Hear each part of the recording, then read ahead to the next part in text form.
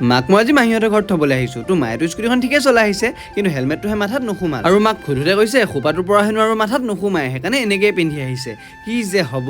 Town আহি পাওঁতে আকৌ আজি মোৰ কি গৰহৰ পোকে কামুৰিছে নাজানো, খুবকে মিঠাই খাব মন গৈছে। তো মাক ৰখাই পিনি এইপিনে মিঠাই এটা খাই ল'লোঁ। যা বাই বাই, কিবা কিনি বনাই খাবি। মাহীহঁতৰ ঘৰত অহা কালিলৈ সকাম এখন আছে, তো সেইকাৰণে মাক গৈ আজিয়ে থৈ আহিলোঁ। তাৰপিছত মই আহি পালোঁ লগৰখিনিৰ ওচৰত। তো ইয়াতে ধুনীয়াকৈ অলপ টাইম কথা চথা পাতি পিনে ঘৰলৈ যাওঁতে মোৰ একে অৱস্থা বেয়া হৈ গ'ল। ক'ত কেতিয়া কেনেকৈ কিয় বিচা লাগিল নাজানো, কিন্তু খজুৱাই গোটেই মোৰ একে অৱস্থা নাইকিয়া হৈ গৈছেগৈ। মোৰতো ভাল হৈ গ'ল, এইপিনে আকৌ এতিয়া তাৰ আৰম্ভ হৈ গৈছে। তো গুড মৰ্ণিং ৰাইজ, আজি হৈ গ'ল নেক্সট ডে। তো যোৱাকালি কৈছিলোঁ নহয় তোমালোকক আজি মাহীহঁতৰ ঘৰত এখন সকাম আছে বুলি।